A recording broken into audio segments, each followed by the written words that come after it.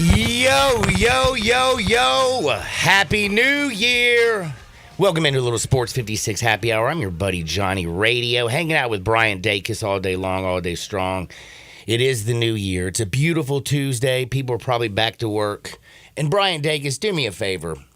Come over here and tell the wonderful people something for 2 seconds, because for some reason I put in the headphones that are for some reason still in here that don't work, and I can't hear anything.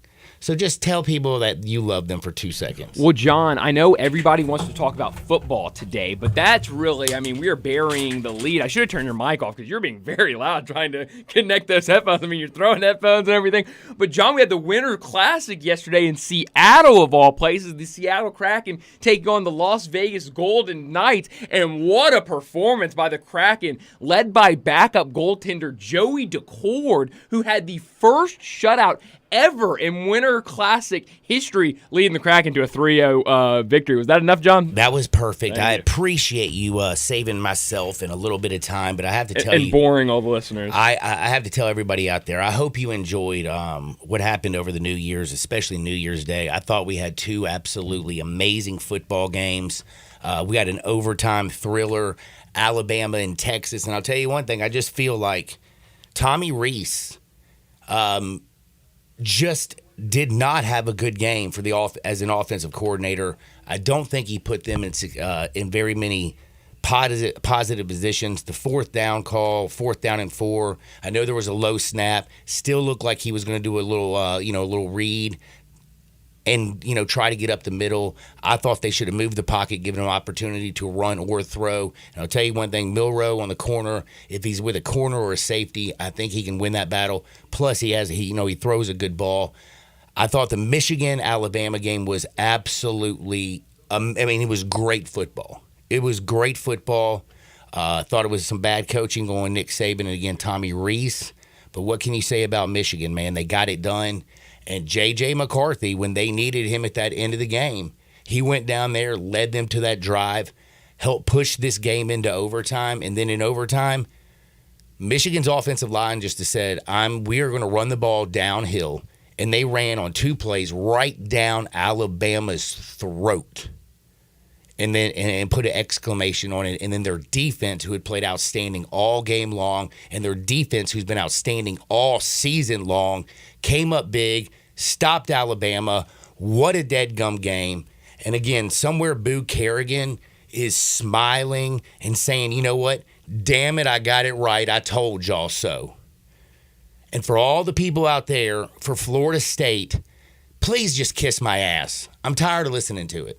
I heard it all Christmas Eve, my aunt, Deanne, saying, it's so not fair. Florida State should be in just because they lost their quarterback and then their second-string quarterback and blah, blah, blah. Well, did you see what Georgia did? Well, that wouldn't have been the same team playing in the college football playoffs. Do you really think there's going to be a whole lot of difference? I'm just telling you right now, again, Jordan Travis wasn't going to play in the college. Do you really think that Florida State would have been more competitive against anybody in the college football playoff? Do you think Florida State? No, John, I didn't say that. I said they would have been way more competitive than they were against Georgia because they would have had 0 opt-outs. Well, they had 12 0 opt-outs. transfer portal guys. They had 12 opt-outs. Yes, they did, and that's what way I'm saying. More than 12 guys. 12 guys that started. It was 12 opt-outs. It was only 12 people that didn't play in that 12 game? 12 opt-outs. They still, it was 12 stars all over. starters that opt-outed. Yeah, yes. They would have been completely Verse different was team. out. Of course, Jordan Travis didn't play. Completely different team. Again, you can say that, so now we're just going to, again, I just wanted to bring up one thing is the college football, and Boo Kerrigan got it right. Michigan-Alabama was a hell of a football game. Could have gone either way.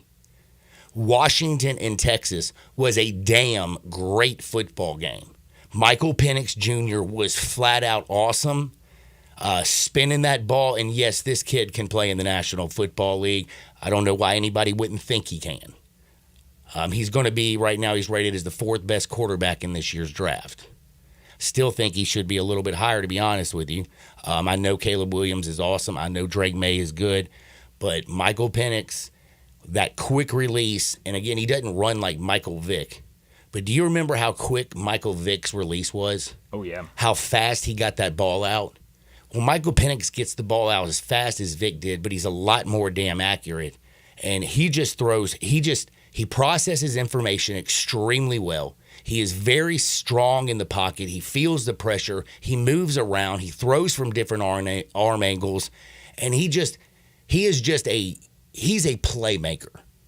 He is a playmaker. And he gives his wide receivers, the one thing that I can tell you about Michael Penix Jr., which I appreciate watching him play the quarterback position, is he gives his wide receivers, if they're man-to-man coverage and he sees it's one-on-one, he's going to give his guy an opportunity and put the ball to where he believes his guy. You got to just think about it. Do you remember it was 3rd down and 10 and he drops back? The rush is about to eat his lunch, and he just lofted the ball up 20 yards down the field in the air and one-on-one coverage and let his dude go take care of the job. Michael Penix Jr. is playing the quarterback position as good as anybody in the country currently. Like, you can't say anything but my man. By the way, I think they got the Heisman right. I do think it belonged to Jayden Daniels. What he did this year, he was the most valuable player for his team. He was the best, I think, college quarterback, period. When it comes to college, he ran, he threw, he did everything for LSU. Everything for LSU. Michael Penix, however, I believe is the better pro prospect. Now, Jayden Daniels is right now the 3rd guy on a lot of people's board. Running is an amazing attribute when it comes to playing quarterback, except for, I believe, in the National Football League. Now, Cam Newton was a different breed of an animal. Josh Allen is a different breed of a human being. He is a monster. But they're also figuring out now under Joe Brady and Ken Dorsey, hey, we don't need to run Josh Allen as much. We do have a running back in James Cook. So when I look at just the way the quarterback position is played in the National Football League, I think Michael Penix is going to be an absolute stud. And I'm going to tell you right now, I'm stoked to watch Michigan's defense go against Washington's offense. I think it's going to be electric. Jalen Milroe, I didn't feel like had a very good game at all because Michigan's defense was absolutely stout. They got certain plays like his feet. He was dynamic with his feet. Got the ball to Burton a few times when he needed to, but they really didn't ever push the ball down the field like I thought they should against Michigan. A lot of that had to do with that defensive front, which is absolutely filthy. But if you look at these 2 playoff games, the College Football Playoff Committee got it right, except for possibly Georgia might needed to have been in there. But again, you lose in the SEC championship game. It's a de facto playoff game, and it's sad they got left out. But damn it, Georgia went out there and bully whipped. Florida State did not look like they belonged on the field, and I know that Jordan Travis wasn't there. But Jordan Travis wasn't going to play in the College Football Playoff game, and I know 12 starters opted out. 12 starters opted out. And no, they didn't look good. But they didn't look like they belonged on the field. And if you looked at Florida State all year long, outside of beating LSU in week 1 when Brian Kelly was absolutely terrible at coaching that football team, that LSU defense was awful. And yeah, Florida State did a great job of confusing Jayden Daniels. But again, that was the first game of the year. I looked at the ACC. The ACC is terrible. I mean, their 22nd ranked team, Clemson, beats Kentucky on a late second field goal to win by 3 points. And Kentucky's like a terrible team out of the Southeastern Conference. And again, the Big Ten, yes, be happy that Michigan won. Congratulations, but Ohio State got their ass kicked. Penn State got their ass kicked. I mean, Iowa got their ass kicked by my man in Tennessee. Big Ten football doesn't want to play the SEC. And I will say, yes, Michigan beat Alabama. Shouldn't have. I feel like, again, Tommy Rees was terrible down the stretch. And then the defense also giving J.J. McCarthy time and only rushing 4. That was annoying on that last game-tying drive. Again, why do these coaches do that? They go and they play this prevent defense. They don't want to give up the big play, but they're just going to let people dink and duck and come all the way down the field and then get there and score a touchdown. But again, I feel Boo Kerrigan, I feel the College Football Playoff Committee was 100% right. Somewhere they're out there eating crow because we had 2 of the best semifinal games we've ever had. We had one go into overtime, and The Texas game, 6-point game with Texas inside the red zone trying to score to win that bad boy. Like that, yesterday's football was perfect. Sorry, Georgia. Sorry, Florida State. Y'all did not get in and get to, and guess what? Florida State, I don't care. If Florida State didn't cry like a bunch of babies this year, there would have been a 12-team playoff. So Florida State, quit whining. Mike Norvell got Coach of the Year this year. Congratulations. Caleb DeBoer got AP Coach of the Year.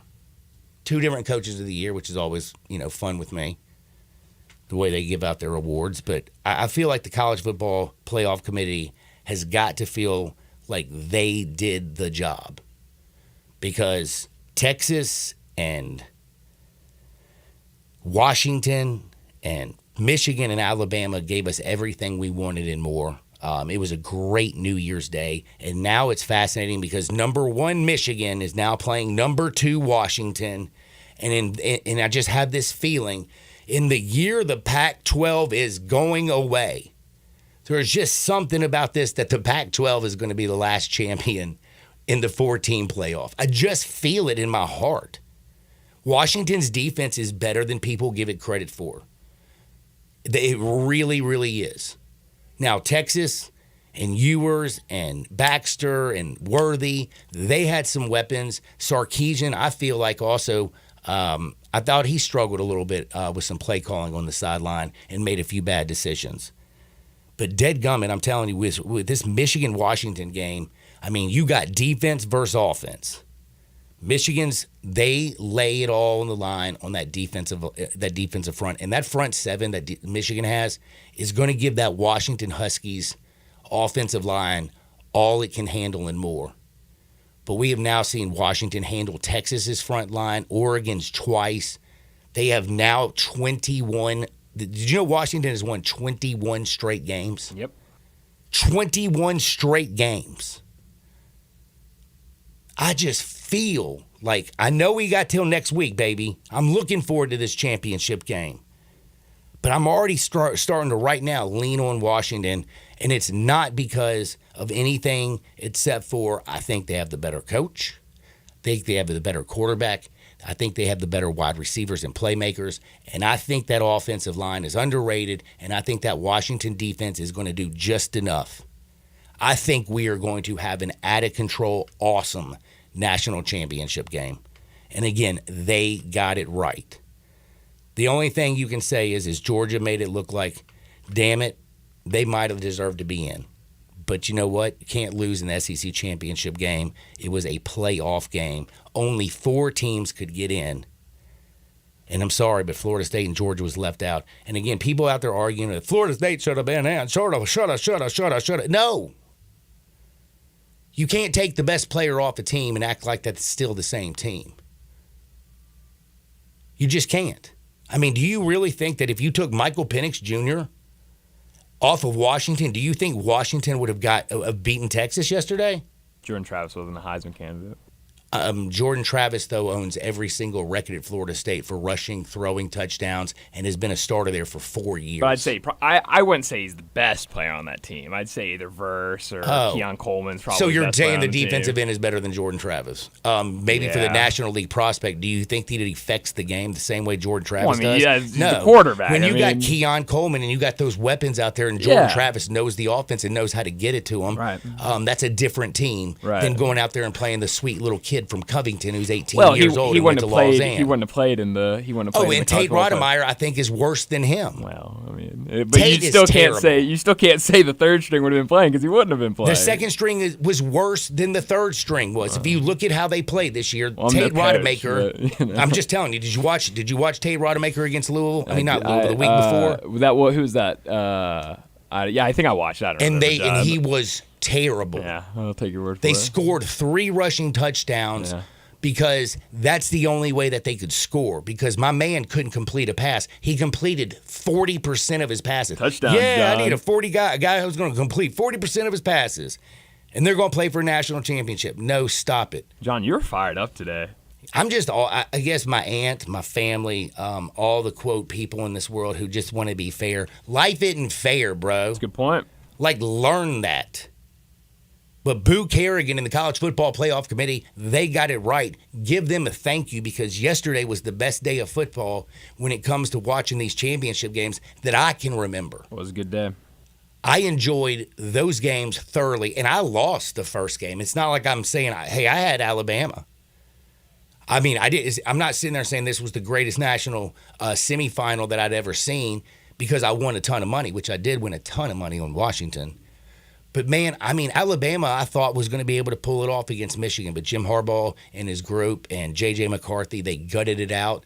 And it felt like at the end, they just wanted it more. I mean, I couldn't believe the play calling from Tommy Rees. It was just terrible. And I also couldn't believe that Alabama, in 2 straight plays, they pick up 25 yards and a touchdown running the ball right down Alabama's throat. But it was just great football. It was drama-filled. It was out of control. It was awesome. But Michigan pulled it out in overtime. And then you have Texas and Washington. And that was such a back-and-forth game. That was so emotional. Texas goes 3 and out. Washington takes the ball, goes all the way down the field and scores. Texas then goes all the way down the field and scores. It's all tied up again. Then Washington muffs a punt. How many muff punts did we see over the weekend, bro? There were so many. Like, what happened? I guess 3 weeks off. These punters need to start practicing catching the damn punts, because there was muff punts galore over the weekend. And I thought that muff punt could really, really screw Washington in their momentum. But dadgummit, they kept it going again. Michael Penix threw for 430 yards, 2 touchdowns, and was awesome. And again, how many times have I told you about Odunze? A lot. I mean, I've been talking to him a lot. He's, I think, people say Marvin Harrison Jr. is the best wide receiver in the country. And I honestly, I've watched him play a lot. I think he is great. Is he going to be a hell of an NFL coach? I mean, an NFL football player? Hey, he might be a great NFL coach, One too. day he might be. Yeah. But what I'm saying is, I'm taking Odunze over him. One, he's bigger. He's got the vert. He can run every single route. I'm just telling you, this is Marvin Harrison going to be a great pro? Damn right he is. But Odunze has an opportunity to be one of those special wide receivers, a Calvin Johnson, a Randy Moss, a deadgum superstar, a Justin Jefferson, a Jamar Chase. I mean, this dude can do it all. I love him. I love his hands. He is just filthy nasty. And this Washington team, man, 21 straight wins. They're going to be playing, of course, against Michigan in the championship game. What do you think the line is, my man? Oh, I saw it. Isn't it like Michigan minus 3.5 or something like that? It is Michigan minus 4.5. Wow, bro. That's what Washington, Texas was. Ooh. Washington has now been underdogs in 3 straight games, which is They were underdogs ridiculous. to Oregon. They were underdogs against Texas, and they're underdogs again. And you know what? I'm taking that dog. As you should. 21 straight wins. This team don't play no games. And again, right now, the better quarterback on the field is Michael Penix Jr., and it's not even close. It's not even close. Did you see when the pocket was collapsing and he just took a step to the right and threw it sidearm? Oh, yeah. Zipped that sucker 30 yards down the field on a laser beam. The touchdown pass that he threw, where the safety and the cornerback are right there in the middle, and he just threads the damn needle. That's right. A once Tennessee commit, John, and now look at him. He's in the national championship. It's unbelievable. Speaking of Tennessee, did you see what Tennessee did to Iowa? Yeah, Nico looks like the real thing. Nico. I was with a bunch of Nico fans. I was with some ball fans. My cousin Bob and Ashley and a bunch of my family members. They all went to Knoxville. Brody's going to Knoxville next year. These are all my family and friends. I haven't heard them that excited in a while. Now, the Hendon Hooker in the Alabama game, when they beat Alabama on that field goal, that's probably the most excited they've ever been in their entire life. But I haven't seen them felt this excited about a, Josh Heupel team coming back next year with this young kid, Nico, in which is going to be an absolute juggernaut of an SEC. You're bringing Texas in, you're bringing Oklahoma, Alabama, LSU, Georgia, all the teams that are out there are going to do their thing. It's going to be awesome. But up in Neyland Stadium, they got a young kid who looks like a pretty good quarterback, and Josh Heupel's proven that he can win very many ways. And did anybody score as many points on Iowa's defense as Tennessee did all season? Well, that's a good question, John. I mean, because I don't think they did. I don't know. I think the most points they gave up all year, I believe, was 31 to Penn State. And they went out there and just, I mean, this Iowa defense, who was playing its guys, just got worked. And what can you say, by the way? Hotty toddy, gosh almighty, who the hell are we? Flim, flam, blam, right, bam. John. Oh, miss by damn. I am right. You are right. 31 was the most State. before. 35 last night. Under still hit though yesterday in that game. A classic Iowa. I would They not didn't want it score. any other way. It's great. It's just they only crossed the 50-yard line. Did you know twice? Yeah. I just found that hilarious. And then they put in their third string quarterback. You know, their second string's been playing. He's a terrible quarterback. You talk about second strings being worse than third string. This freshman comes in for Iowa yesterday, and he starts running around the field in the fourth quarter. You look great. And yeah, and they all got it right. By the way, though, I wanted to ask you this question. Did you hear in the last segment? You know, Dave said that if Georgia would have beaten Alabama in the SEC championship game, he said Florida State would have been in. It would have been Florida State and Georgia. Anyway, my question is why would you think that? Did people not realize that Texas was the third ranked team? They were getting in over Alabama. They were getting in over Florida State. Like, no. I'm sorry, no matter what was going to happen, Florida State, without their starting quarterback, was not going to get in, and especially with a strength of schedule of 65. 65 was their strength of schedule. Alabama's was 5th. All 3 teams in the national championship strength of schedule were above 12. Sorry, Florida State at 65 just don't feel right.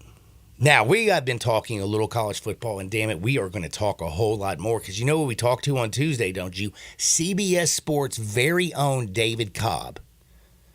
He's going to be on the other side. We got NFL stuff to talk about. It is Tuesday, right? It is Tuesday, that's right. We got NFL action to talk about because holy cow, what happened to those Eagles, man? Fly, Eagles, fly. Dallas Cowboys can cheat on national television. And whoa, yeah. Whoa. Lions got the 2-point conversion. They couldn't figure out a way. The Cowboys that are cheating. I mean, if anything, you just blame the refs. You can't blame the Cowboys. I'm blaming the umpires. I'm saying it's the refs. They cheated for Dallas right in front of the whole wide world. They did. And now Dallas Cowboys, who are first in the NFC East, the Eagles could fall to 5th and become a playoff team on the road and have no chance. I mean, this would be crazy if you think about this. The Eagles now might be going to either New Orleans or Tampa Bay in the first round of the playoffs. Wow. That'd be crazy. It's just a crazy world. It's the National Football League. We got NFL madness to talk about. We didn't even talk about college basketball or any NBA action. But we are going to talk again a lot of college football on the other side. If you want to join the program, 901-360-8255. Hit me up. A couple people have already hit me up. They said Michigan was clearly the better team. Bama scored on a muff punt. Yeah, we had a lot of muff yesterday. A lot of muff punts. And Milroy was, I thought, played like he did earlier in the season against South Florida compared to where he played late in the season against the Auburns, against Georgia. He didn't look like the quarterback that played against Georgia. We also have one that came in and says, well, Johnny, I recall on December 5th you guaranteed that Alabama would beat Michigan. So you can pucker up to Go Tigers Go. Go Wayne. Tigers, Wayne. Hey, Thanks, Wayne. Wayne. Thank you for listening. Call me out. I said that Alabama was going to win. I bet on Alabama a chunk. But Jim Harbaugh and those boys from Michigan, they proved me wrong. Michigan, 2 years in a row, they lost in the first round in the semifinal. Jim Harbaugh finally gets a win, and now he's playing for a national championship against Washington. Wayne, and also Go Tigers Go. Congratulations. The Tigers beat the absolute tar out of Iowa State. Yeah, they did. Very impressive. We have so many wonderful things to talk about. I hope you had a wonderful new year. Let's bring this thing in. Don't touch the dial because, again, David Cobb's on the other side. Sports 56, 98.5 FM. We are real sports talk. Sports 56 WHBQ. Available on your radio dial at 560 AM and 98.5 FM, as well as around the world online at sports56whbq.com. Take us with you everywhere by downloading the Sports 56 app. And at home, just say, Alexa, play Sports 56. Wherever you are, stay tuned in to Real Sports Talk. Sports 56 and 98.5 FM. Welcome to the Rendezvous. This is John Vergas. When my dad started the Rendezvous in 1948, I don't think anyone could have imagined we'd still be serving shoulder, cheese plates, and our world-famous dry rub ribs 75 years later. But we are still here in the basement, in an alley in downtown Memphis. We sincerely thank you for making the Rendezvous what it is today. Charlie Vergas Rendezvous, serving the official barbecue of the Memphis Grizzlies. Michael Fabiano here, and if you want even more excitement on game day, it's time to get on Prize Picks, the best way to win big on fantasy sports. Here's how it works. Just pick 2 to 6 players and choose more or less on their stats. If you get them right, you can win up to 25 times your cash. It's quick and easy to make your picks, and with fast and safe deposits and withdrawals, Prize Picks is the place to play this season. Prize Picks has awesome weekly promotions, and they're the only daily fantasy platform with an injury insurance policy, keeping you in the game even if one of your players goes down. Watch your entry update in real time and continue the fun by making picks on second half and fourth quarter stats. And right now, when you go to prizepicks.com/primetime and use code PRIMETIME, Prize Picks is matching your first deposit up to $100. That's prizepicks.com/primetime with code PRIMETIME for a 100% deposit match. Prize Picks, daily fantasy sports made easy. Must be present in certain states. Visit prizepicks.com for details. Welcome to Triumph Auto Sales, where you'll have a great car buying experience. Triumph Auto Sales is your #1 source of quality pre-owned vehicles ranging from lease returns to new car trades, all at huge savings. Plus, Triumph has a full array of financing options to meet your needs. Find your next car online at triumphautosales.com or stop in today at 4875 Elmore Road. Triumph Auto Sales will help you get the vehicle you want at the price you need and the service you deserve. For a great car and a great experience from a local and family-owned business, visit Triumph Auto Sales. I know the sweetest thing in Memphis, and I know it's been around for 120 years. You know, I'm talking about Dinstall's, and it's time to stock up heavy on Cashew Crunch, Heavenly Crunch, Turtlettes, all of your favorite Dinstall's treats to watch the playoff games and to watch all the basketball. It's so easy to get. The sweetest thing in Memphis, all you have to do is head to Laurelwood or head to Germantown and Poplar right across from the hospital, or go where they make the candies. That's on Pleasant View. There's nothing that says Memphis better than Cashew Crunch with that little tinge of coconut, or the Turtlettes. Let's face it, there's nothing better than Dinstall's chocolate. That's the mainstay of all candies, isn't it? Milk chocolate, although their dark chocolate is pretty darn good. And if you get the peppermint with the dark chocolate and put it in the freezer, you're going to love it. So many ways to love Dinstall's. 115 years of making Memphis oh so sweet. All the wisdom of the universe is in these bones. Now back to Sports 56 Happy Hour on Sports 56 and 98.5 FM. Here once again, Johnny Radio.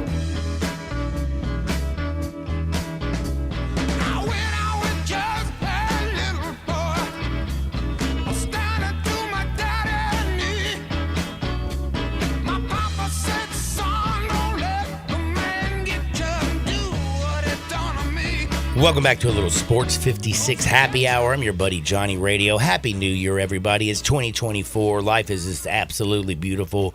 NFL playoffs are buck wild. Buck wild. We had, I think, the best semifinal college football games that I can remember.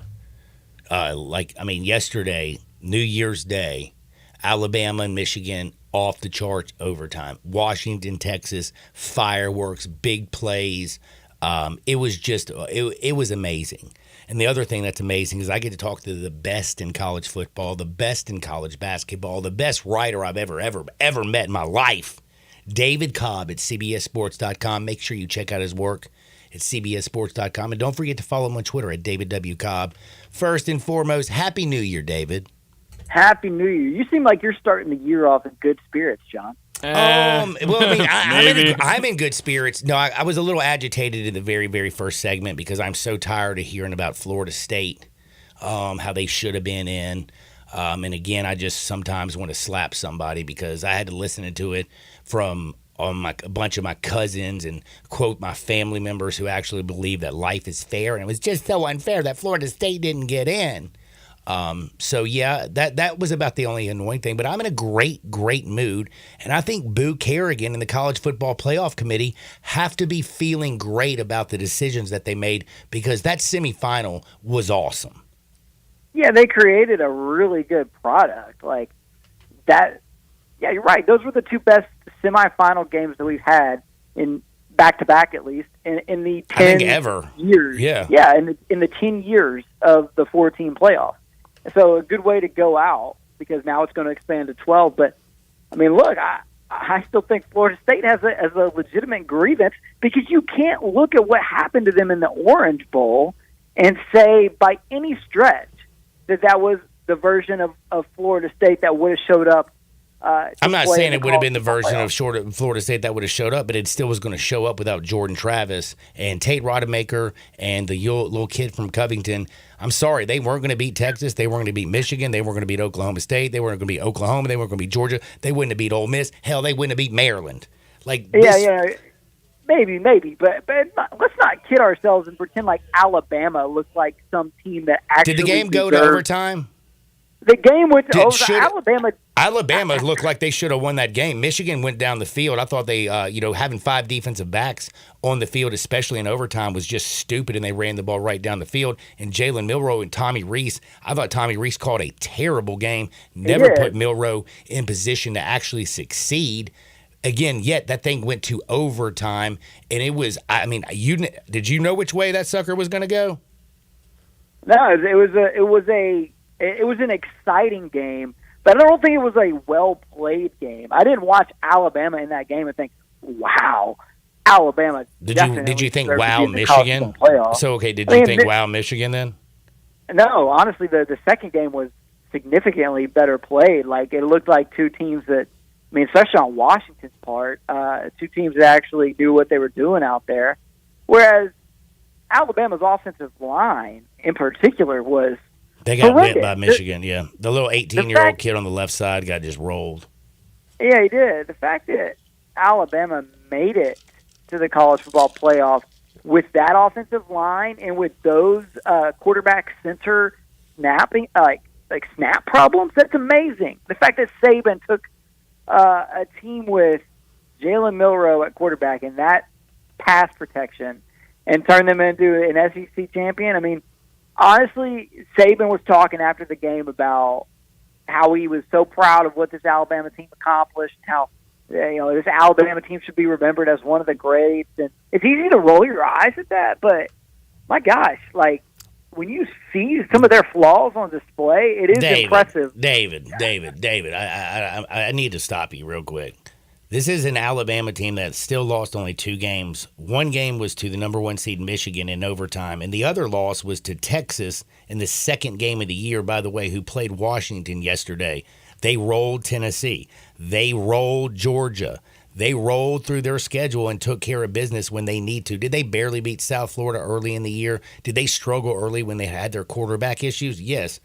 But again, this Alabama team lost 2 games. Both teams that they lost to are in the college football playoff. Yeah, they were just sloppy, man. It's just surprising. It just feels to me like Alabama is just not as buttoned up, and this is the last 3 years. This is the longest national title drought that Alabama's had under Nick Saban. This is the first time that they've ever gone 3 seasons under Saban without winning the national title. And my point is, it's not hard to see why. Because, yeah, they've still got a lot of talent, and sure, they can flash in moments and look unbeatable. They put their potential on display against Georgia, but this team couldn't snap the football against Michigan. They couldn't protect Jalen Milroe, who's a great runner. But when you get sacked 6 times and you're Jalen Milroe and you're that athletic and that elusive, that's telling you something about your offensive line there. And so It also I don't tells know. me a little something that Michigan defensive front is no damn is. joke. And that it Michigan isn't. defense, man, I'll tell you, I'm not impressed with their offense at all. I'm sorry. I think J.J. McCarthy, I think he's a pedestrian quarterback on a great team. Great offensive line, decent weapons, great running backs. But it's the defense for Michigan that is just absolutely filthy. You're right, and you're right about McCarthy because he got let off the hook on the the first play of the game. That should have been an interception, and I can't pretty believe his foot. I mean, the heel before ridiculous. he jumped up. I mean, I was like, no. Yeah, so a great play by the Alabama defense there that would have given them a lot of momentum early on. Anyway, like McCarthy looks shaky. I mean, he ends up, I think, throwing for 3 touchdowns with no interceptions. So the stat line, the box score looked fine in the end, but in If Washington, you watch the game, you know he did not play very solid. Again, Correct. 17 completions on 27 attempts. He did have 3 touchdown passes. There was 2 interceptions that should have gone Alabama's way. One ball was just flat out dropped, and again, the other one that was actually picked, my man was standing on, his heel was out of bounds before he went up to catch the football, illegal touching. Yep. But I love the matchup that we get now because Michigan's defensive front, we saw how good it was last night. Now they go up against a Washington offensive line that won the Joe Moore Award, best offensive line in the country. They protect Michael Penix a whole lot better than Alabama protects Jalen Milroe. And we get the best passing offense in the country, statistically, against the best defense in the country in Michigan. So it makes for a great matchup. It's also I'm the fired first up time, for this one. I am too. And it makes for the first time since the very first year of the college football playoff when we had Ohio State versus Oregon. First time since then that there's not an SEC team in the national title, and I'm okay with it. I think it's going to be a really good matchup. The SEC wasn't great this season. I mean, Georgia, we all saw their defense wasn't SEC nearly as wasn't dominant. great, but Ole Miss beat the hell out of Penn State. The SEC wasn't great, but Tennessee beat the brakes off of Iowa. The SEC wasn't great, but let's see, who did Ohio State get their ass kicked by? Yeah, no, look, I'm not drawing. Missouri, John. Oh, yeah, that's right. A Missouri team in Eli Drinkwitz. Dude, the SEC, you can say it's down, but they're just still kicking everybody's ass. A Kentucky team that wasn't even good this year took Clemson, who's ranked 22nd, and had to win on a field goal. I mean, you can say the SEC is down, and I just still think that's perception from the beginning of the season. But right now, I mean, the Heisman Trophy winner is at LSU. One team from the semifinal made it. Georgia absolutely killed Florida State again. Penn State got smoked by Oklahoma. I mean, I disagree with the SEC quote being down. Well, by the standards of the conference, the Alabama loss to Texas early in the season. You got to look at the whole body of work. I'm not going to judge the SEC based off of bowl season with all the opt-outs that we have now. Well, how about you do it by just their rankings? So you're saying that Ole Miss, I mean, if there was a 12-team playoffs, how many teams of the SEC are going to get in? Missouri would have been there, Ole Miss would have been there, Alabama would have been there, Georgia would have been there, but the SEC's down?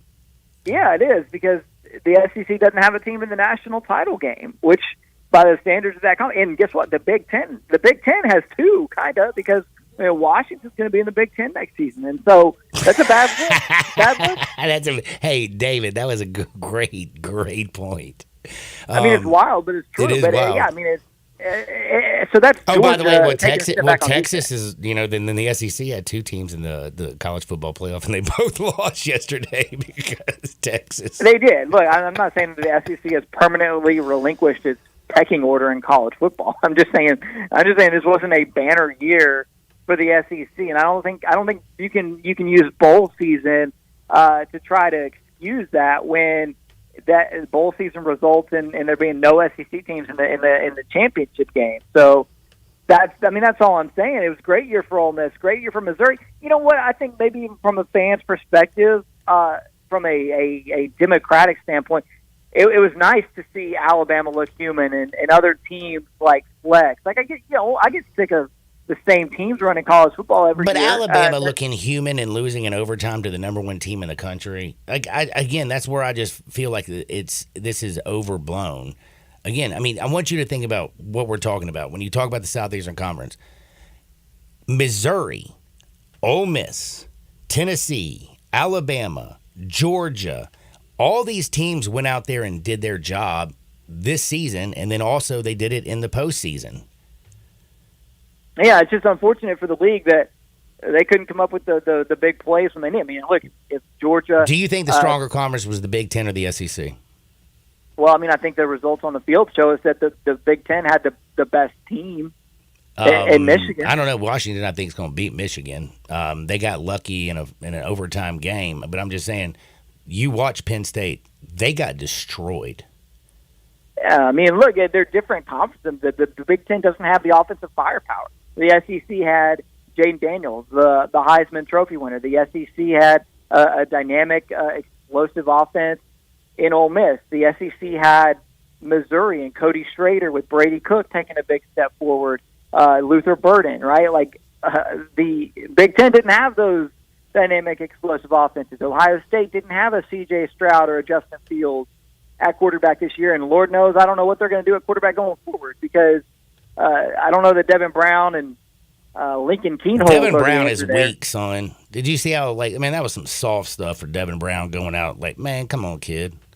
Well, Ryan Day's got to figure that out. Look, I'm not saying that the SEC, again, has relinquished its spot atop the sport, but when you don't have a team playing for the national title, that says to me that you were down. I think they were down. It's okay that Ole Miss was up and Missouri was up. Like, that's good, right? I mean, Ole Miss, do you not agree next year preseason rankings, Ole Miss will be a top 5 team? Oh, yeah, I'm all aboard it. I mean, the work that Lane Kiffin has done in the transfer portal is unreal to boost that defense. Everything they've got coming back. 3 out of the top 5 teams next year in the preseason rankings could be from the SEC. Yeah, no doubt. So I'm not casting the fact that this wasn't a great year for the SEC. I'm not using that to make any conclusions about what it means for the future of the SEC, especially not when you're about to add Oklahoma and Texas to the conference. So with the playoff expanding, the SEC is in great shape to get 4 teams into the thing, maybe 5 for crying out loud. We'll see. Tennessee looked good in the bowl with Nico. I thought Nico looked as good as Joe Milton did at any point in the entire season. Shoot, I agree with you 100%. I think Nico, that young kid, is going to be good. Absolutely. And Tennessee fans are extremely excited. And then we also forget, Brian Kelly is going to get things going down at LSU. He's got to get his defense straightened out. Well, he's got a lot to figure out. Like LSU losing the Heisman Trophy winner at quarterback. They're losing their offensive coordinator, Mike Denbrock, who's going back to Notre Dame. Oh, I didn't know that. Wisconsin picked apart that poor secondary. Wisconsin did.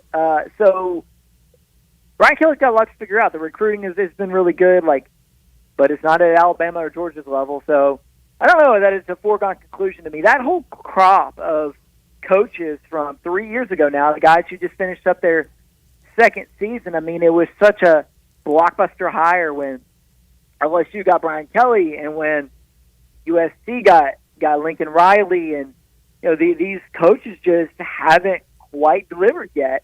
Meanwhile, in year 2, Kalen DeBoer, who came from Fresno State, a coach who nobody was best talking about. Best coach in the country right now. Absolutely. And Dan Lanning, a guy who a lot of people said, really? Like, you're going to hire Georgia's defensive coordinator to be the head coach at Oregon? And he is running laps around anything that Mario Cristobal has done at Miami. True. When Cristobal left Oregon and was celebrated as this rock star hire. So, it just goes to show you never know. When you look at the coaching carousel, everybody would have said, oh, yeah, the best hires of that 2021 carousel were Brian Kelly, Lincoln Riley, and Mario Cristobal. Well, what do they have to show for it right now? How many championships have they won? Conference championships even? Nothing. We've got a couple of Heisman trophies. That's great, but they didn't hire those coaches to get individual awards for quarterbacks. They hired them to go win titles. And the coaches who are doing that are it's Kalen DeBoer at Washington. He's got Dan Lanning right there, nipping at his heels, doing way more than Riley or Kelly have done. And I guess you got to give Brian Kelly some credit for winning the SEC West in year 1, but. It's just when you go back and look at that cycle, there's a lot of coaches. Mike Elko is another one. The guys who we probably gave C- to in terms of the grade on the hire are the ones who are having the most success. The other thing, I'll kind of think about when you were talking about Dan Lanning leaving Georgia and going to Oregon. right now, Nick Saban was basically the guy who rehabbed coaches. And I know that Kirby Smart worked with Nick. But if you look at what Todd Monken has done for Baltimore and changed Lamar Jackson and completely changed that offense, right now they're the best team in the AFC. Todd Monken, his offensive coordinator skills are off the damn charts. Georgia loses him. They lose Dan Lanning. And I'm telling you right now, Kirby Smart, he just has it going on. He has replaced, I think, Nick Saban as the creme de la creme when it comes to coaching in college football. Yeah, that's 100% correct. Yeah, he is the best coach in college football right now. I voted him in that position to begin this season. Nothing that happened this year changed my mind, even though Saban got the better of him in the SEC championship game. Yeah, I mean, that's spot on. Georgia is, to me, the best program still in college football right now. They're not going to win the national title this year. Hey, they may still get some votes for number one if Washington beats Michigan. And not do you think the AP could actually do something crazy because they have nothing to do with the College Football Playoff Committee? Could they do it? There will be some vote. I think there will be 3 or 4 voters who vote Georgia at number one. SEC-based voters in that geographic footprint who vote in that poll, I think some of them are going to put Georgia at number one if Washington beats Michigan and doesn't look great doing it. Because, it would have gotten controversial had Texas or Alabama ended up winning the national title with a loss, having close to an identical record as Georgia, who just crushed Florida State. Ultimately, though, the national champion is going to be an undefeated Power 5 champion, and I think they will get almost all of the AP votes. But there will be a couple who vote for Georgia. And nothing we saw from Georgia this year made me think they're going anywhere anytime soon. So we talk about Nick Saban reaching year 18 of his tenure before he ever went 3 straight years without winning a national title. I mean, we could be headed towards something like that with Georgia.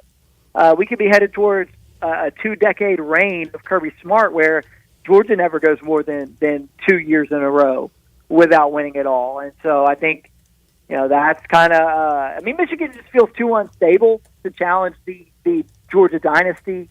Nick Saban is what, 72 now? So it's, I think Georgia is clearly atop the heap in terms of the best program in the sport, even though they're not going to win it all this year. Mm-hmm. I'm right there with you. Right now, college football, we've been talking about this. I love the bowl season. I love college football. They are going to expand to 12 next year. It's going to be awesome. I'm fired up to see how many teams, once this bad boy is all over, where how many SEC teams. I'm excited. You know me. I'm excited for Ole Miss. Like, what they've done in the transfer portal, bringing in Walter Nolan, the Grove Collective is tearing it up. The way they handled Penn State, Jackson Dart's coming back. They got weapons out the wazoo.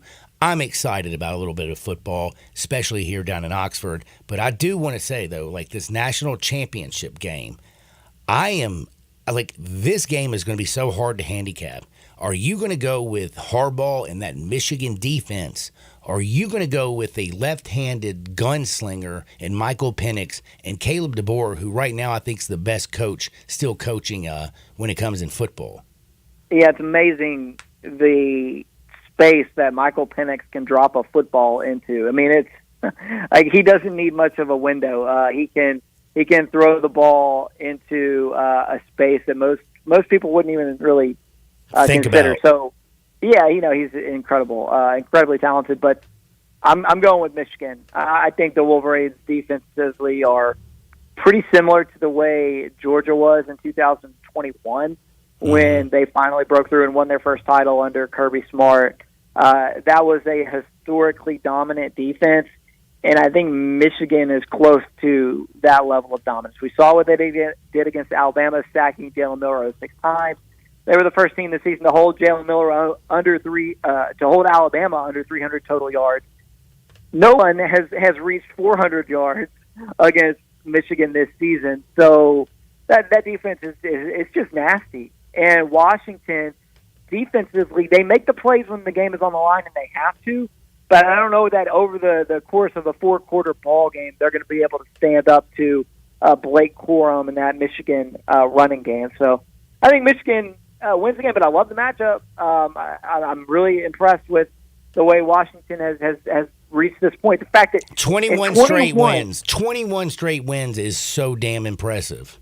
Yeah, and in 2021 they were 4-8 before Kalen DeVore got there. So, I mean, the fact that it's insane. 25-2, and they're going to fall off a little bit after Michael Penix graduates. But they got Will Rogers coming in there to be the successor, and it's pretty insane what they've done, and you got to give a lot of credit to the people who hired Kalen DeBoer, because it's worked out perfectly for the Huskies, and they're moving to the Big Ten. So this is their chance, right? Mm-hmm. Because it's never going to be any easier for Washington than it is now. I mean, look, I know the Pac-12 had a solid year and was super competitive, but life's going to get harder for them. So this is their chance.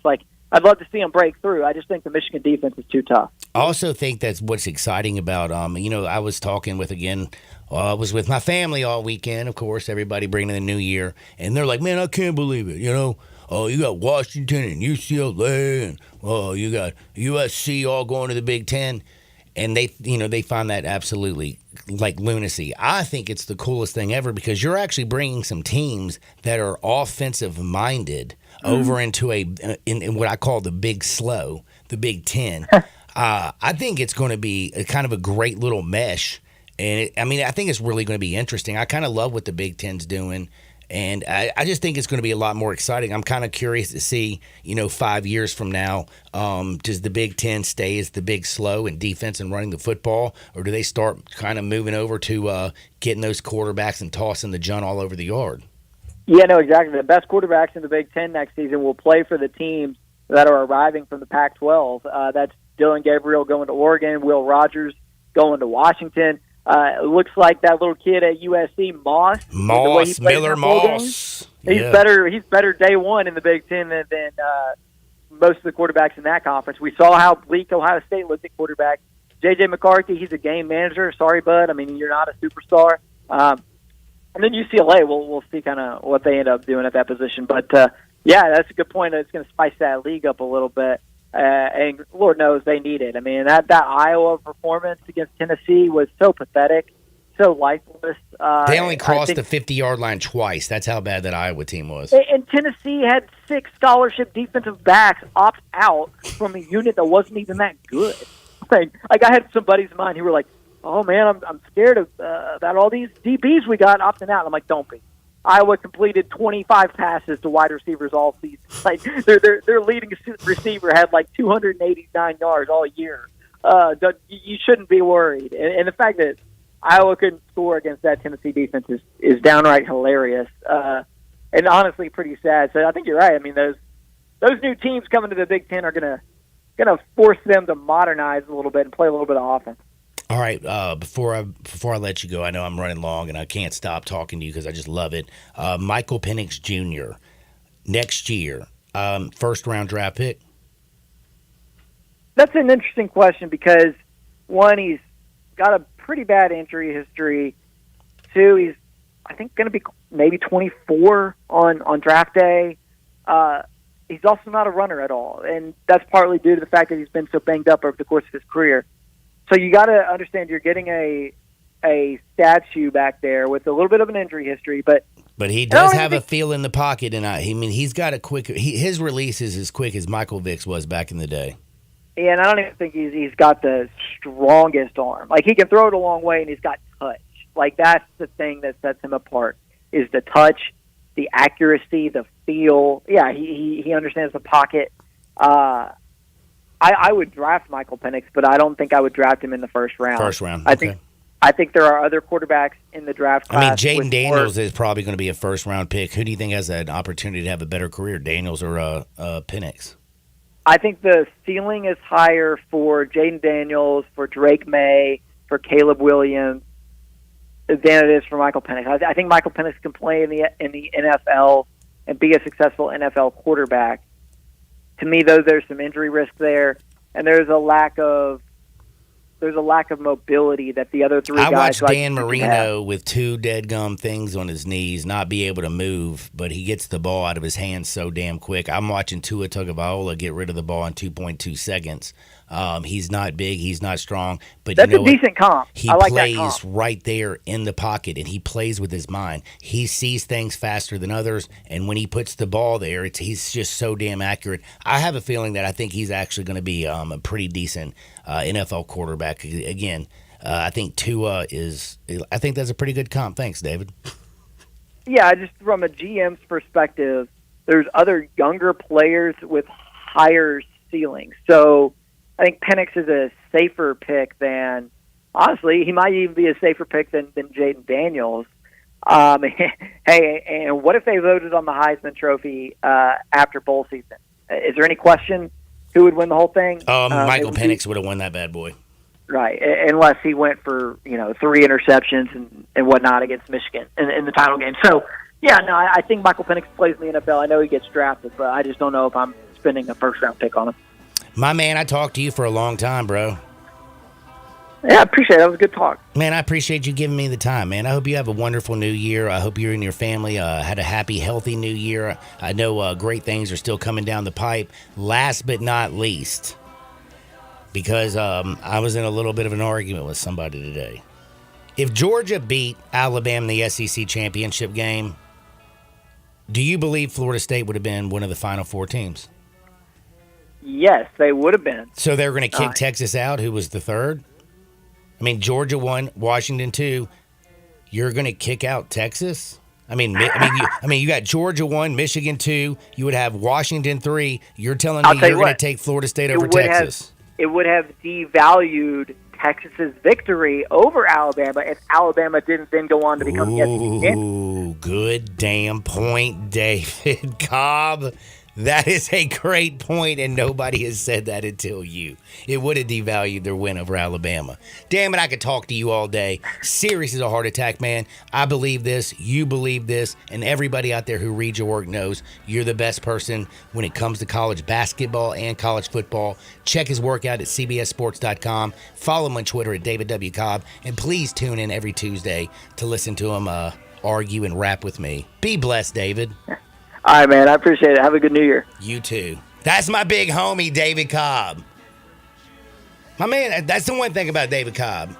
He always brings a different perspective, and I can sit there and feel high as hell on my horse, and he kindly just pulls the block out from under me.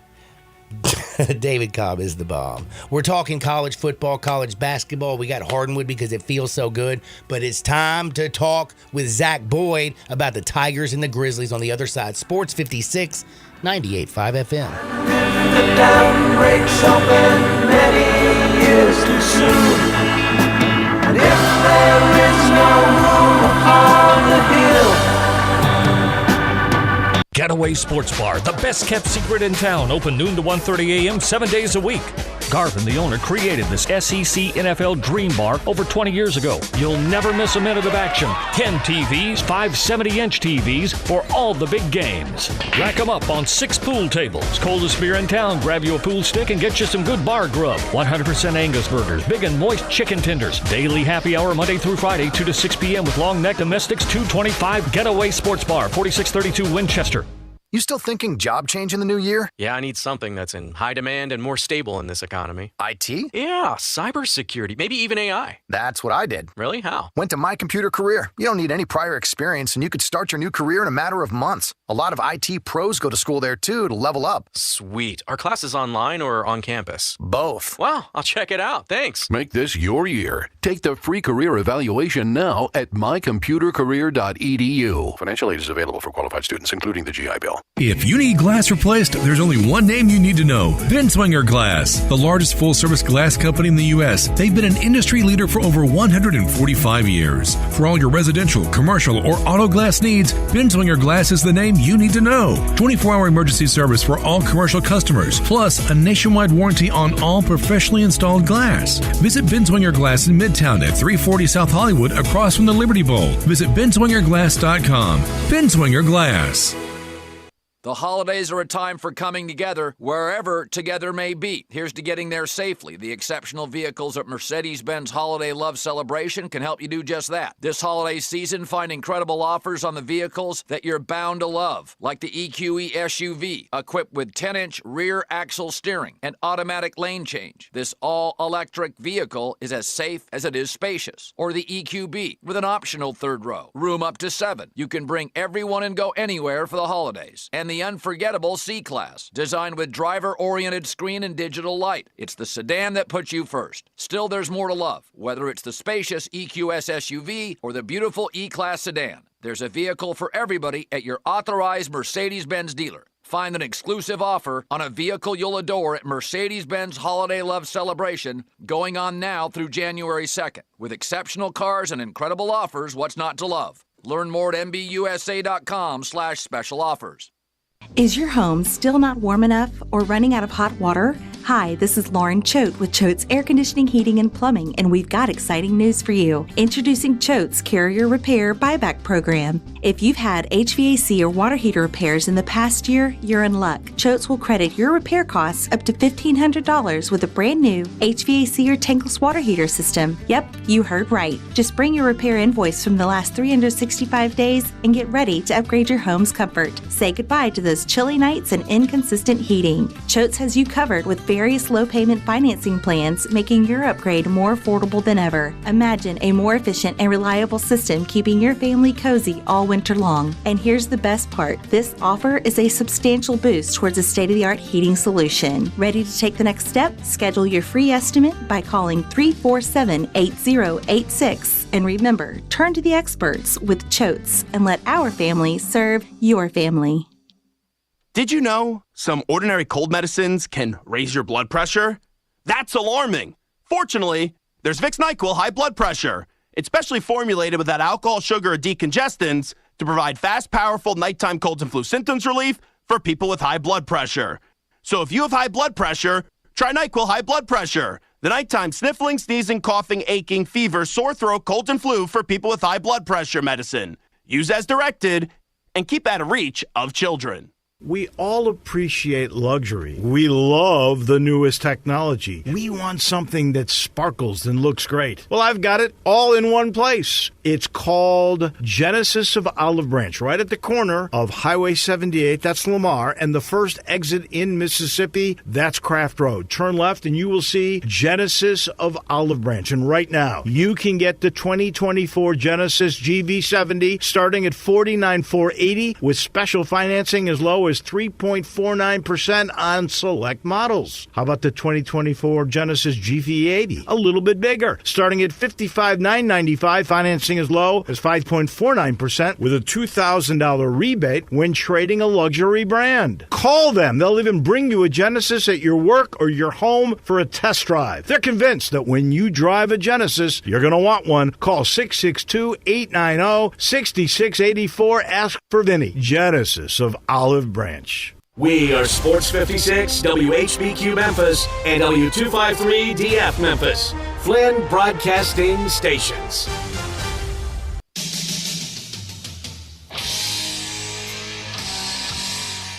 Now you want to get nuts? Come on, let's get nuts. Now, back to Sports 56 Happy Hour on Sports 56 and 98.5 FM. Here once again, Johnny Radio. Welcome back to a little Sports 56 Happy Hour. I'm your buddy Johnny Radio. It is the second day of the new year. Happy New Year, everybody. I hope you had a great 2023, and I hope 2024 is going to be even better, man. I'm excited because the national championship game is going to be absolutely out of control. We're going to see a Michigan team play a Washington team. Both teams next year are going to be in the Big Slow in the Big Ten, but right now you got Michael Penix who's throwing BBs all over the yard. Aduze's a bad mamma jamma, and a great offensive line going to go against that unbelievable Michigan defense. The NFL's got buck wild. Eagles keep losing, man. Eagles lost to Arizona this week, and then the Cowboys cheated on national television. The Lions, 2-point conversion, good. No, he didn't check in. Yeah, he did. We all saw it. And he also told you before the game started that they were going to do it. It was a wild weekend in sports. I haven't even talked college basketball. I haven't talked the Memphis Tigers, and I haven't talked about the Grizzlies. Good thing is I got Zach Boyd in the house. Happy New Year, Zach. Happy New Year to you. Now, I would say this.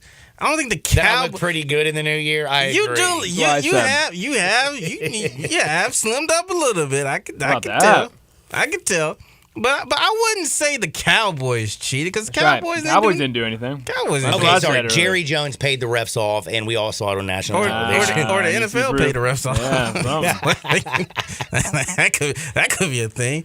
But no, happy New Year's, everyone. I hope everybody's well. Let's start the new year off the right way. Let's get it going. Let's get it going. And by the way, getting it going tonight is the Grizzlies. They play the Spurs, who are pretty damn terrible. But they do that Wemby guy, Victor Wembanyama. He helps. He's a force to deal with. He's different. But again, Grizzlies at home. You will be shocked to hear this. Yes, I'm not. You're hearing this right. The Grizzlies are an 11.5-point favorite currently. Yeah, no, that's about right. Damn. I mean, they ain't playing Detroit. I mean, they're not. But considering the fact that everybody is back healthy now, it's like that's kind of a big point. Like you got your shooters back, you got Ja back. You're just hoping that is enough to beat the Spurs by at least 12 points. Especially coming off a 3-game losing streak. Yeah. They've been on that road trip that was just that was devastating. That was brutal. They took care of the Pelicans. They then went to Denver and got just demolished. They went to the Clippers out in L.A. They actually played pretty decent for a few quarters, and then the Clippers kind of just took over. Yeah. It felt like when they needed. And then the Kings lost. That was at home. That was a bad basketball I think that was like game. what? That was like what? I think they won about 3 30 games points or something. Was that 3 games in 7 days or something like that?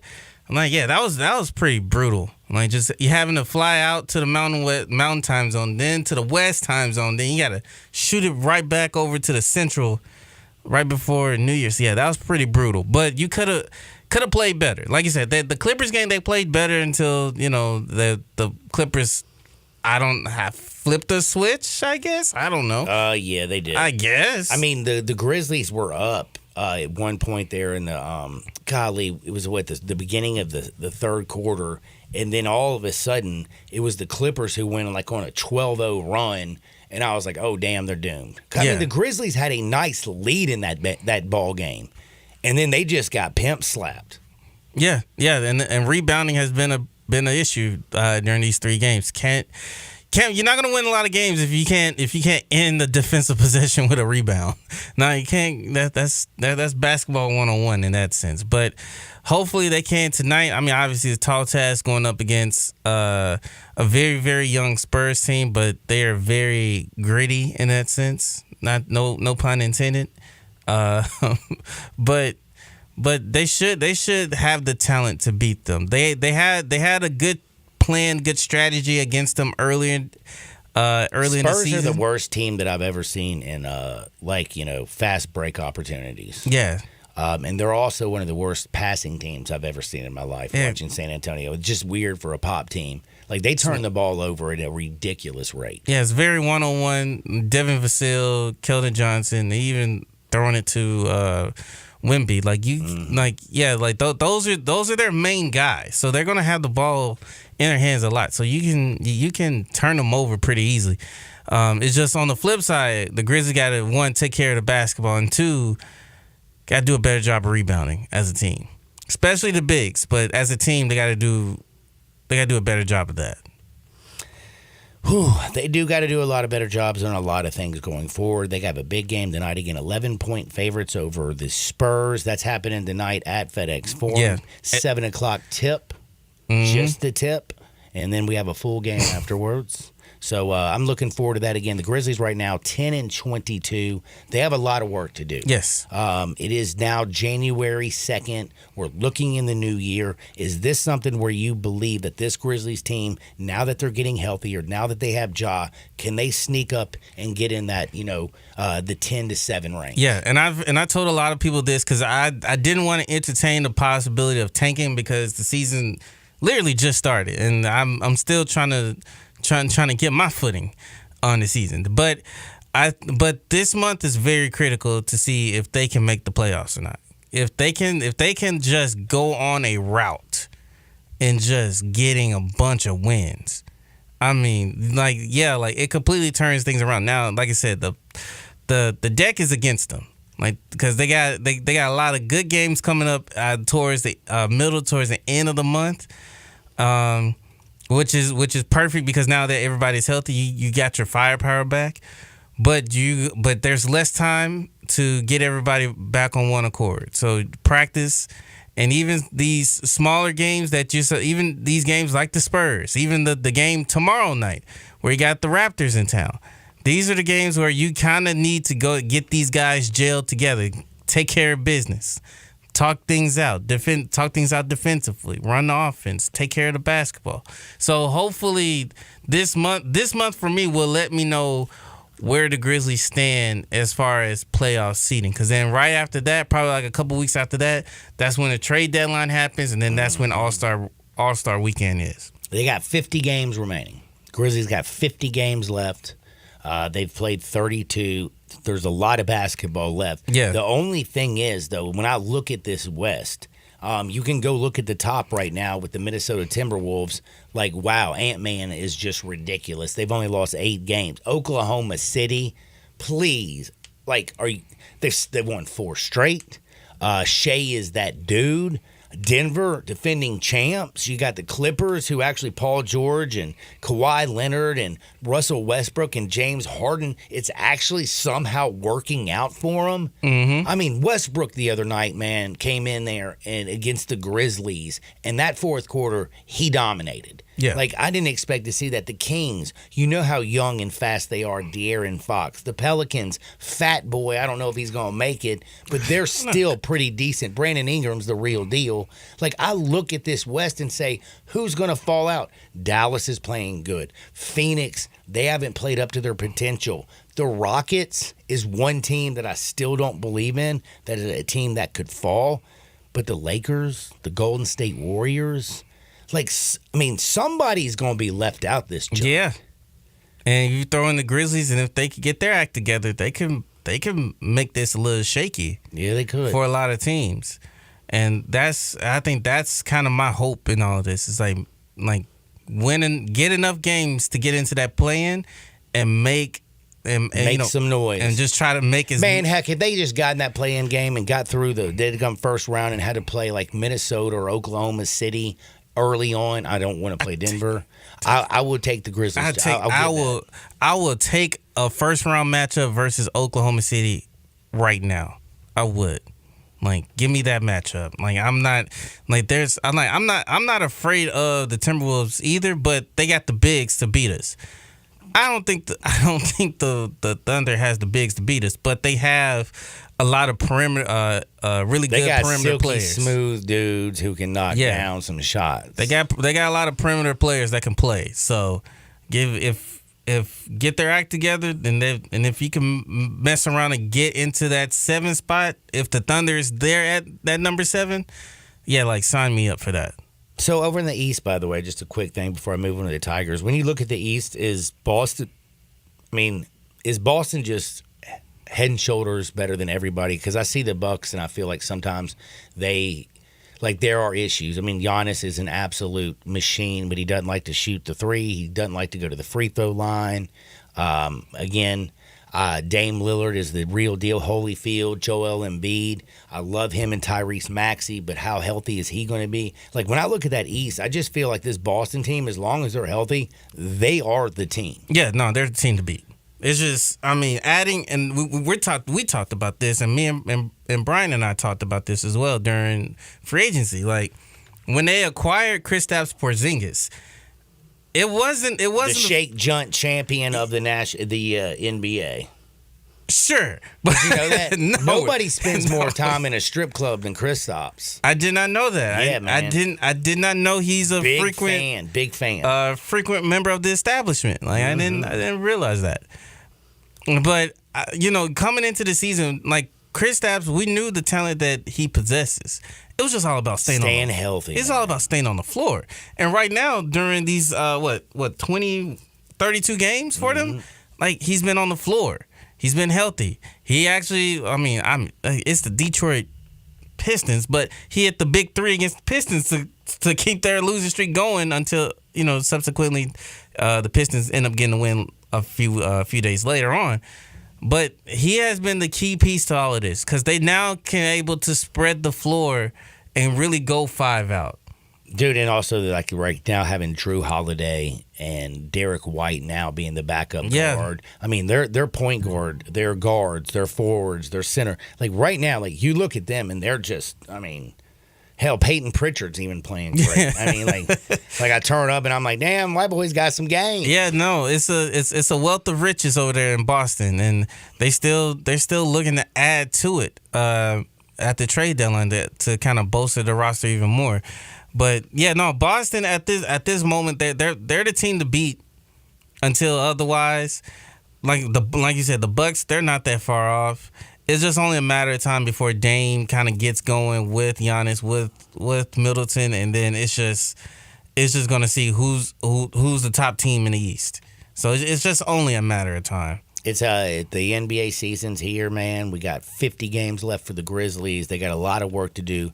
They play tonight against the San Antonio Spurs, 7 o'clock from FedEx Forum. Now, college basketball. Man, let me just say a little something. I love this Memphis Tiger team. But it sure felt like Penny didn't love them very much on Saturday after they played Austin Peay. Yeah. By the way, I was good at Austin Peay team. Go P! Give him a couple years, and that team's gonna be good mid-major basketball team. I'm telling you. Really, Austin Peay? Oh yeah, no. Okay. That new coach they brought in, he's a good player. They got some good players over there. Okay, and they can recruit. Yeah. Well, I'll make sure I keep an eye on Austin Peay in the coming years. Good P. In the coming years, but no, I was at the game Saturday. I got a chance to see the team up close and personal. Up close and personal, and. No, like I kind of agree with Penny. Like they should have won this game by at least by 20. Not to say that Penny's saying like, hey, like we should have won this game by 20, but the feeling is it was the execution that he was ticked off about. Yes, because they're very slow about running certain actions. And look, the last that game, I want you to think about this. This is the thing I think that drove Tiger fans and especially Penny crazy. I don't think he expected that game for the first 30 minutes to be that close. Right. I mean, the first 30 minutes, Austin Peay was giving Memphis everything they wanted. It was that last 10 minutes that Memphis was like, all right, I'm going to start playing some defense. All right, I'm going to do my job. Right. And I feel like Penny's like, dude, you got to show up and play 40 minutes of basketball. You can't just, come out there, walk around, do your thing, and then play in the final 10 minutes. Right. Doesn't matter who it is on the floor. You can't take them seriously. Because funny enough, while the Tigers were battling with Austin Peay at the Forum that same night, guess who dropped the game that same night? I don't know. FAU. Oh my! No, I did not. Who'd they lose to? Florida Gulf Coast. That's right. Oh my goodness! Road game. Yeah. A road game. So yeah. After they just beat Arizona in one of the wildest games, 96-95. I don't know if you saw any of that game. That was a hell of a basketball game. Then they turn around, they come back, and they lose to another. And then they lose to Bryant this year. Yes, sure did. At home, by the way. That's right. At home. So, like not to kind of compare.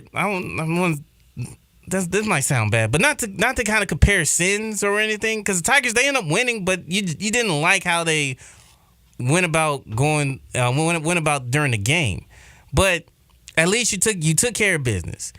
Now, conference play coming up. You got a lot of teams that they're gearing up and ready to play the Tigers, because that's just how it is on most people's schedules. Because when they see a ranked opponent, they're going to be fired up. It's their Super Bowl that day. So, and what do we play Tulsa next? We play Tulsa on Thursday. Right. Is that home or is that on the road? That's on the road. That's on the road, and then they come back Sunday to play SMU. Yeah. So I think that's the reason why Penny's kind of preaching like, no, we got to be able to play 40 minutes of basketball our brand of basketball. We can't let up because nights like against Austin Peay where you didn't have it going, they were throwing you everything, but you managed to pull it off. You're not going to be able to get that. Unlike a team like FAU, who everybody thought, oh, well, they're just going to run into a building on the road and get the win, but they end up losing like almost by like 7 or 8 points. So a win is a win, and is a win. It is. But I will also say, looking at that, look, David Jones continues to do what David Jones does. The man's going to get 20 points no matter what. If he's got to get it from the free throw line, if he's got to get it from driving the lane, if he's got to hit 3-pointers, he's going to do his thing. Yeah. But Naquan Tomlin. Oh, man. My man grabbed 15 freaking boards against Austin Peay. He also had 15 points. He had 3 blocks. He has elevated this entire team's ceiling more so than I was dreaming about it. And I was like, oh my goodness, this dude has completely changed like the ceiling for the Tigers. But now after seeing him against Austin Peay, like that's the one thing for me that came out there is, look, Quinterly's going to have better games. I thought he had a terrible game against the Governors. I thought a few players. I mean, Walton right now, I don't know what's going on with him. He still can't find his shot. He finally hit 1 3-pointer. He was 1 for 4. So what is he, like 2 for his last 20-some-odd 3-pointers? Yeah. He's struggling with that. Jourdain does his thing. It was Naquan Tomlin, the energy, the way he runs the court, the way he plays defense, he blocks shots, he grabs rebounds, and he does everything that's just dirty. Yeah, and he's starting to become one of my favorite players to kind of upside watch going for the rest of this year. I mean, the fact that this is his second game back, and he already posting a double-double off the bench, it's only up from here because now the Tigers can play 5 out, and you cannot leave one of those guys by themselves. Like if you're gonna have Quinterly, Mills, Jones, who else I'm missing? Like let's just add in a pesky. I mean, Caleb Mills. Let's add in another pesky defender in Jalen Young.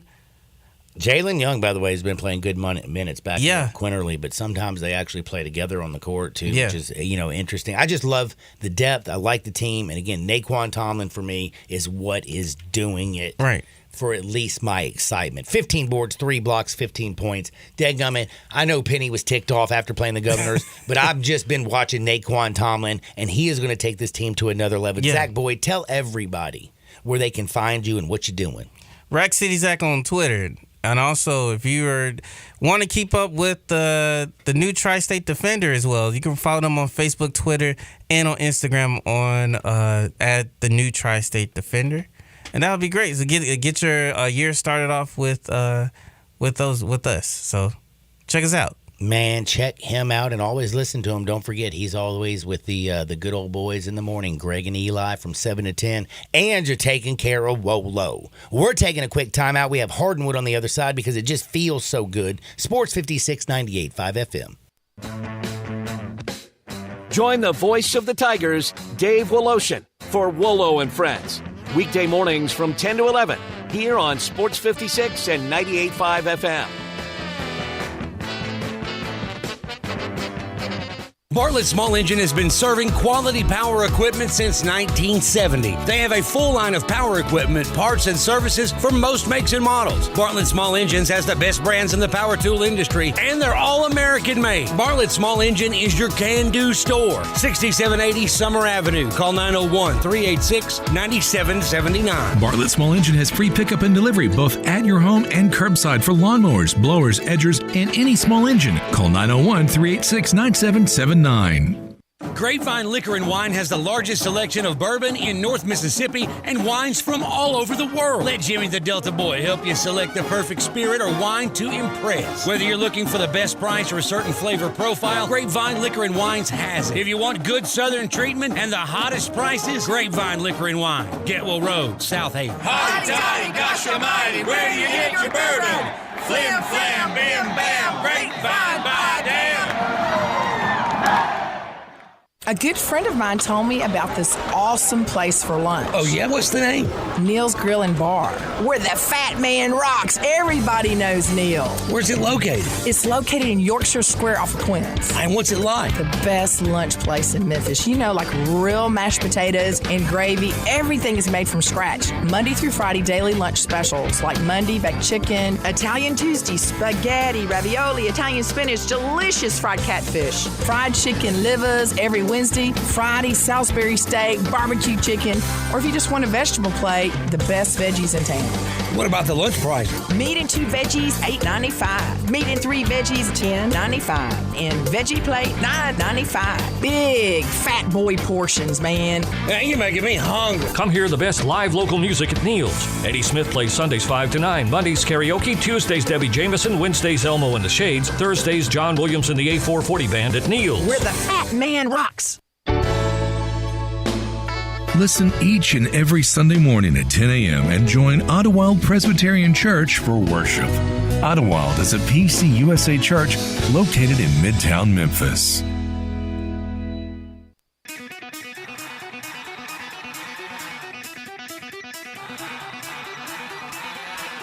The only power source capable of generating 1.21 gigawatts of electricity is a bolt of lightning. Now, back to Sports 56 Happy Hour on Sports 56 and 98.5 FM. Here once again, Johnny Radio.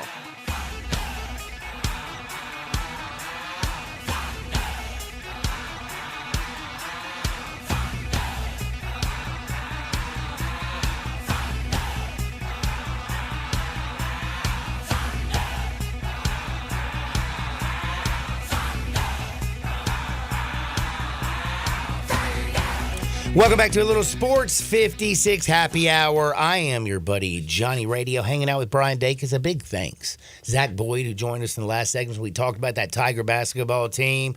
They took care of Austin Peay. Their next game is Thursday against Tulsa. Last trip to Tulsa. Who sung that song? Brian Dacus? I don't know. Neil Young. Neil Young, that was my guess, John. That's right. That's right. I think they're going to go take care of business. But again, I am excited. Malcolm Dandridge only had one personal foul, played 17 minutes, had a couple boards, was, effective. But Naquan Tomlin, am I the only person out there? Hit me up at 901-360-8255. I love me. I love David Jones. I love JQ. I love this team. There's so many people. Caleb Mills. But I just feel like there is nobody on this team that could have elevated it into such a... they got the guards. They got the forwards. They got the shooters. They just didn't have that rim runner, that rim protector, that guy who could get up and down, who could guard the 5 through the 3. And they have that with Naquan Tomlin. Again, 15 rebounds. 15 rebounds. 3 blocks. 15 points. He's not afraid. I just love it. And I'm kind of curious about one thing, though. How do you think, do you think that is Tomlin and Dandridge in any way, is there ever going to be an issue? I don't think so. You don't think so? Mm-mm. This team is just a bunch of grown men with one goal is what it feels like. Seems like it. And the only one who's a pouty little B word is Jordan Brown. That's right. He's not on the team anymore. And let me tell you something. Brown didn't do jack for you. He did not. No, I don't think there will be anything. It sounded like they're all happy Naquan Tomlin was coming in, and, it's perfect 4 you can throw out there. And, he does his thing. And he does his thing. Kind of reminds me of another 4 that Memphis had the last 2 years. Oh, and who is that? DeAndre. Guy plays exactly like DeAndre. Dre? Mm-hmm. Oh, Dre Williams? That's right. We couldn't get him this year because the NCAA was a bunch of a-holes, but I feel like we got the perfect replacement. They just put a mask on him and named him Naquan Tomlin. Perfect replacement. But, man, we've been talking a lot of Tigers. We've been talking all kinds of Grizzlies and everything. No, I talked a little Grizzlies. By the way, did you have any good Hardwood stories today? I don't know. Maybe. Do you? I don't know. Maybe. Maybe not. Yes and no. I just almost feel like I need to talk about the NFL. Well, let's talk NFL then. Because, I mean, I can tell funny stories all the time. You know Sure. that, right? And if you have any stories, you can just save them for tomorrow.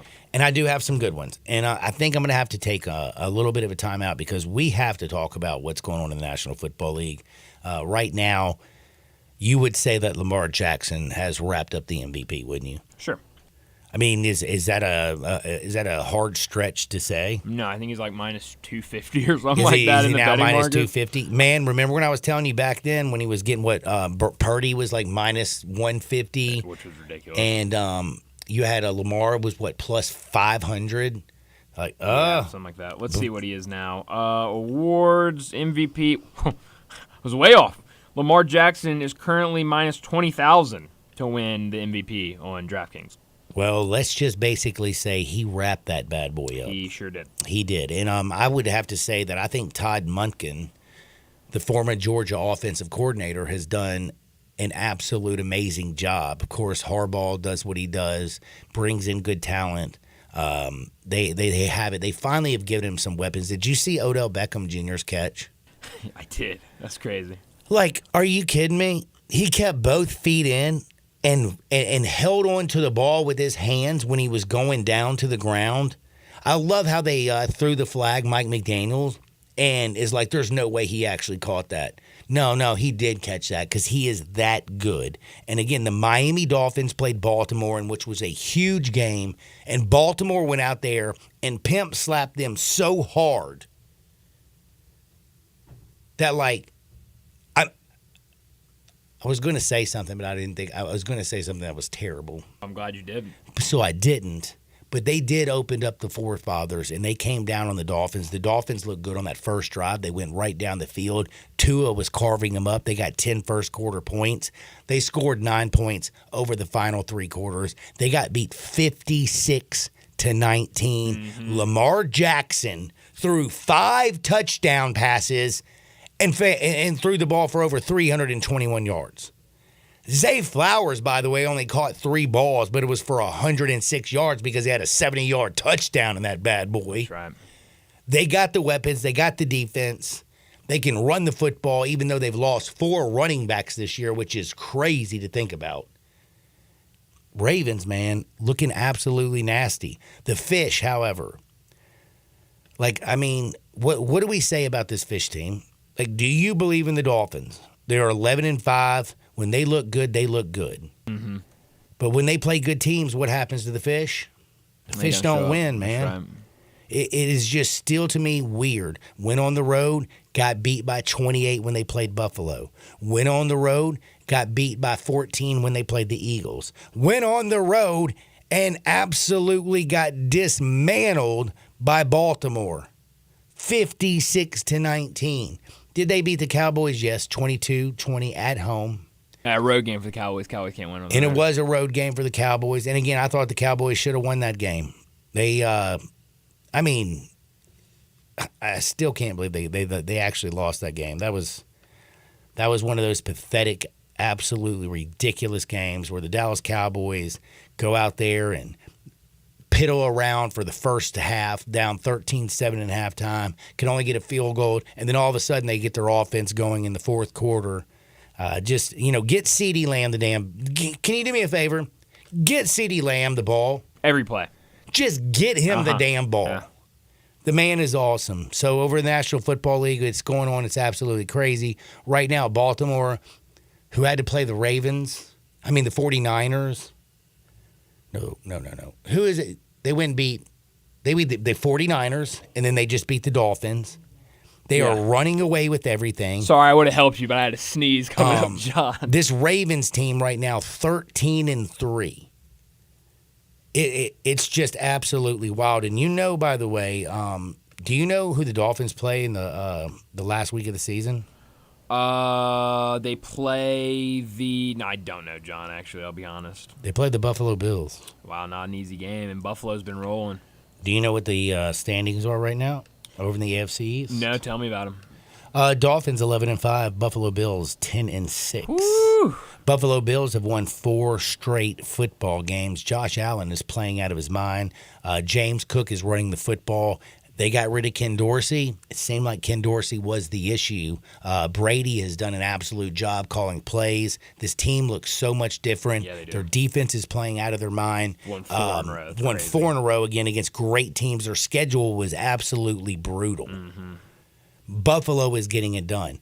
On the other side, though, we talk about the Ravens in the AFC North who are killing it, but now the Browns with Joe Flacco. I don't know if you know this. Joe Flacco's won 4 straight games. Yeah. Joe Flacco is playing out of his mind, bruh. Yep. Comeback player of the year. Joe freaking Flacco. This Browns team is 11-5. They have already clinched a spot in the postseason. It's wild. And then I look at everybody else around the AFC. I love what Buffalo's doing. I love what Baltimore's doing. I think Cleveland's playing out of its mind. I think Mike McDaniel and Tua are great coaches when they can put it together, but they need to be at home. But I look at the AFC South, Jacksonville, Indianapolis, Houston, all 3 teams 9-7. Yep. All 3 teams tied. Only one team can win the division, and it's all going down in the final week. Jacksonville has some serious issues. The Colts have some serious issues. But the Texans' issues was C.J. Stroud out with a damn concussion. And let me tell you something. C.J. Stroud doesn't have a concussion anymore. And you know what he looks like? Looks like the offensive rookie of the year, John. Damn right he does. He is 100% the rookie of the year. This is a different team. And I'm telling you, DeMeco Ryans,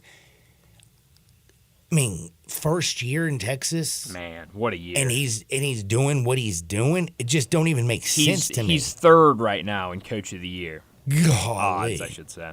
Who's number 1? Kevin Stefanski. Oh, man.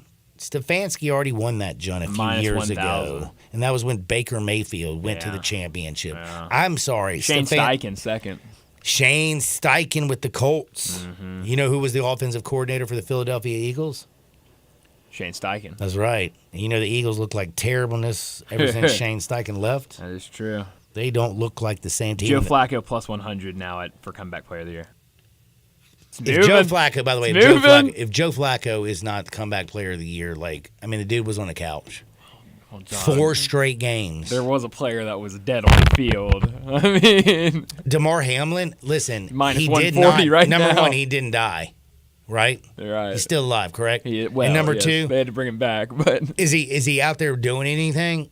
No. No. Oh, John, I hate this conversation. I'm just saying, hey, look, man, I'm glad the dude's alive, but we ain't going to give it. Hey, you survived. That's right.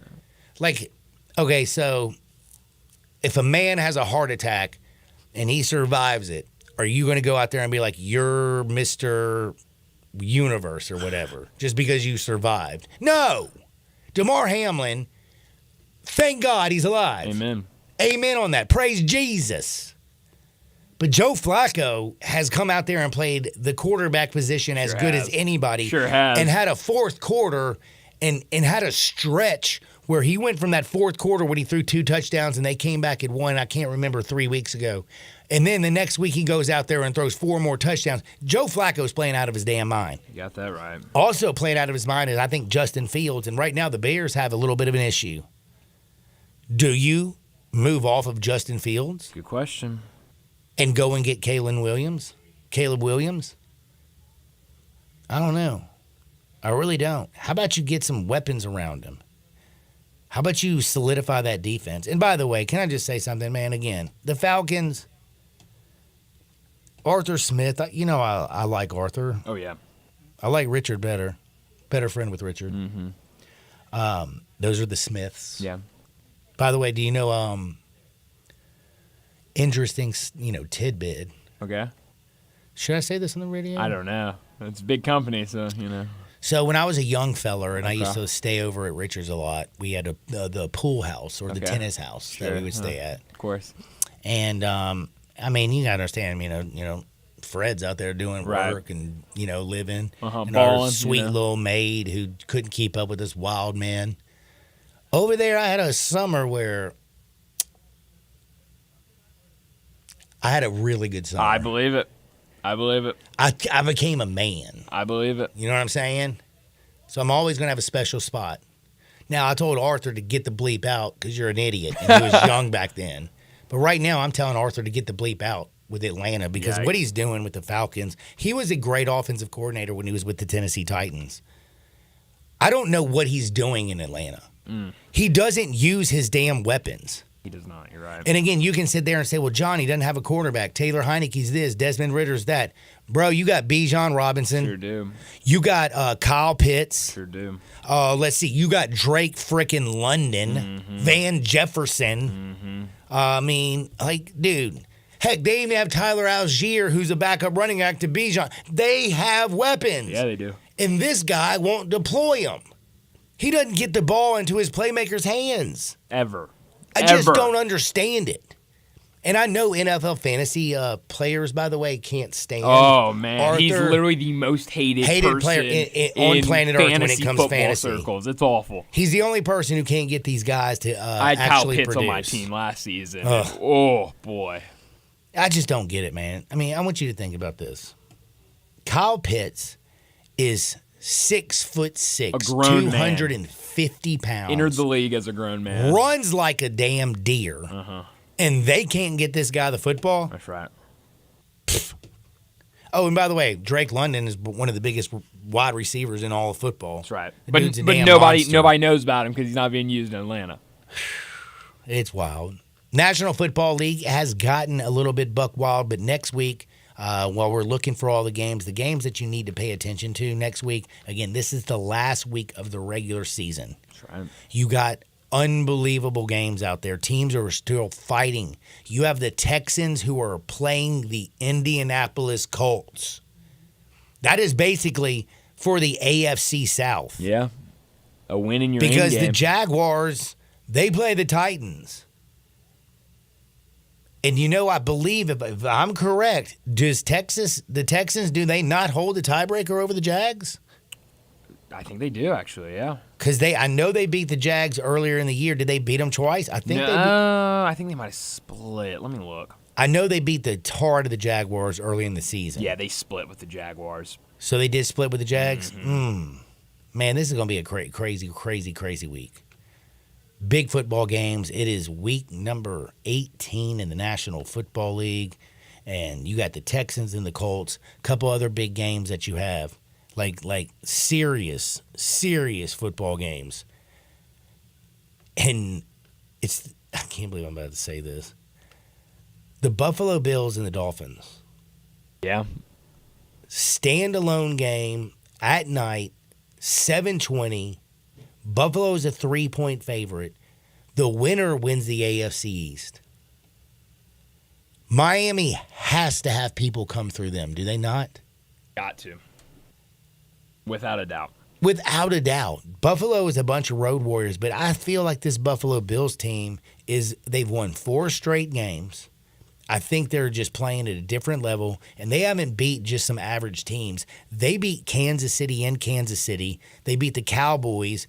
They beat the Chargers, and then they played the Patriots. No big deal. But now they get the Dolphins. It's in Miami. And if Josh Allen can pull this one out, it's going to be awesome. We've been talking NFL football. We've been talking college football. Grizzlies play tonight against the Spurs. In fact, just got a text that says the Grizzlies back to winning tonight. They stomped the Spurs, lay the 11.5. Grindhouse is going to be rocking. I agree. Are you laying the 11? I don't know about all that. It's a lot of points. I don't know. A lot of points. And by the way, after yesterday, like as much gambling as everybody should have done over the holidays, I almost feel like I need a day off. Like, I mean, R&R day. Oh, and by the way, Everyone can I needs tell you one. something? What's up? I killed it. Kill what? Oh, I killed the bookie. Oh, good. I had Tennessee against Iowa. Good. I had Ole Miss against Penn State so big that it wasn't even funny that if they lost the game, I probably would right now be standing on the side of the road asking for cash. I'm glad you won, John. Yeah, me too. And it was an easy one because they rocked them. I did have Washington. I lost my pants on Alabama, but then I just came down and doubled back on a little bit of nastiness. And, of course, that was the Huskies. Oh, it was a great week in football. But you know what, man? It's a new year. Do you want to start your year off the right way? Do you want to look good? Do you want to feel good? Do you want to just say, you know what, this year I'm going to go do it? Well, go down to Frontier Western Store, get your gear, and get out there and do it. 5880 Goodman Road down in Olive Branch. They can dress you from head to toe. They can dress your whole family from head to toe. They have the largest boot showroom on planet Earth. They have all the jeans you need. They have also all the spring, fall, winter fashions. They have a ladies' boutique, a children's department, a men's section, and again, the largest boot showroom in the world. 5880 Goodman Road down in Olive Branch. Or you can just hop on your phone or your computer and you can shop online at frontierwesternstore.com. Family owned and operated since 1967. Back in two shakes, we got one bet on Tuesday. It's next, Sports 56, 98.5 FM. Broadcasting from the Family Leisure Studio, we are Sports 56 and 98.5 FM. I'm Gary York. I'm the service director at Lexus of Memphis. Our service department wants to be more than just a place where you get your oil changed. We do glass repair, windshield replacement, recalibration of your camera and sonar systems, even wheel repair, tire replacement, all the things you would expect from a luxury automotive dealer. Please check out our website. You can schedule your appointment, check out our specials, hours of operation, or if you'd like to do it in person, please reach out to one of our associates at 901-271-5199. Wesley Financial Group is not a law firm. This story is called The Ugly Truth About Timeshare. If you think you've done your family a favor by buying a timeshare, you need my help. Hello, I'm Chuck McDowell, CEO and founder of Wesley Financial Group. 10 years ago, I started helping folks cancel their timeshare. And in the process, started what's now called the timeshare cancellation industry. Timeshare is the only thing that you can buy that you can't tell me how much it's going to cost or when it's going to end. When you buy a timeshare, you give them a blank check to fill out any amount they want for annual maintenance and assessment fees. The crazy thing is, this never ends. Even when you die, your family's now going to be stuck with this burden. Stop the insanity today. Call my office now. If we take you as a client, I guarantee we'll cancel your timeshare or you'll pay nothing. Call for your free information kit. 800-462-3333. That's 800-462-3333. 800-462-3333.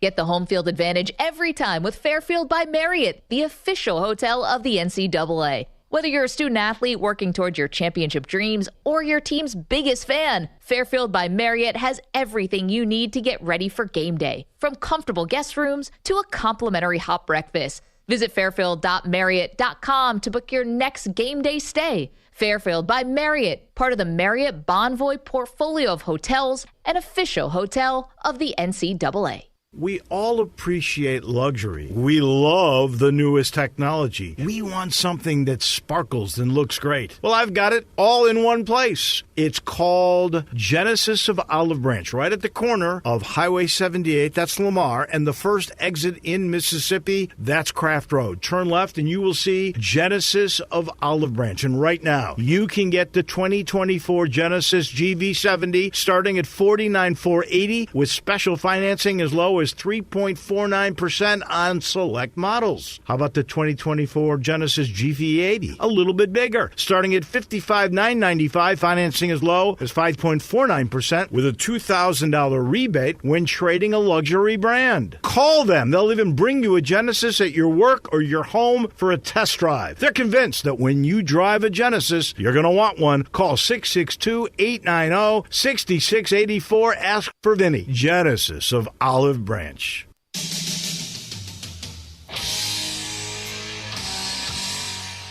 you want to get nuts? Come on, let's get nuts. Now back to Sports 56 Happy Hour on Sports 56 and 98.5 FM.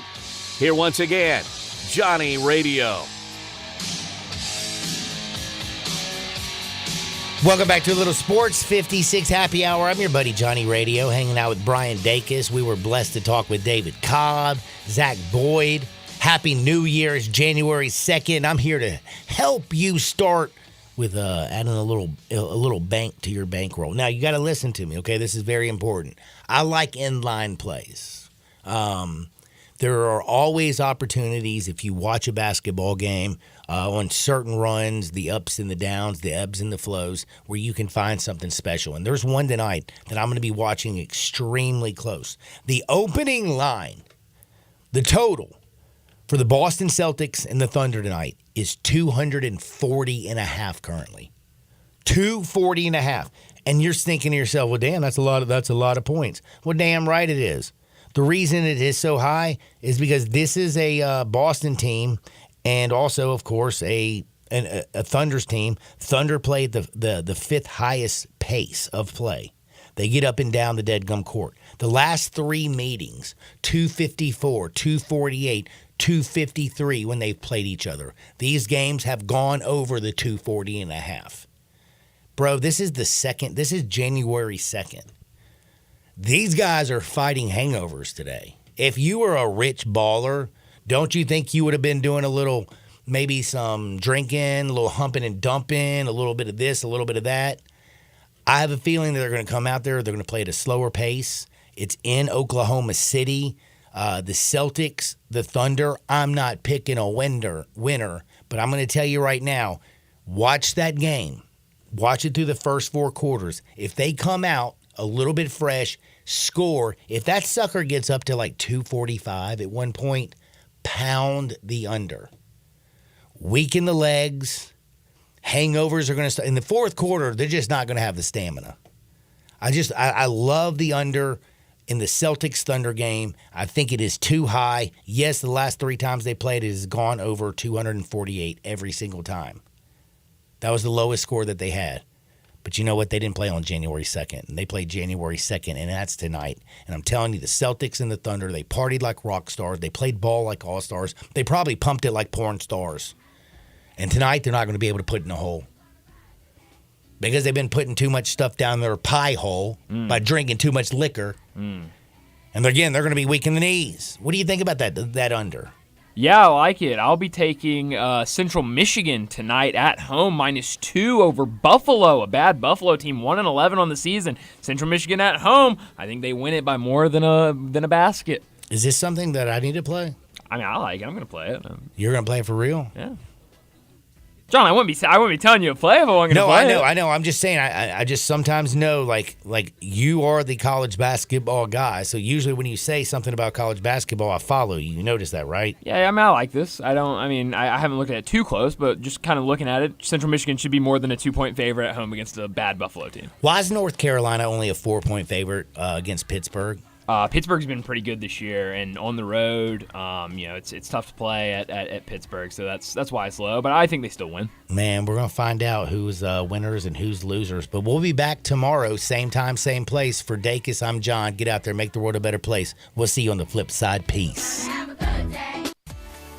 At Jason's Deli, when you're dining in or picking up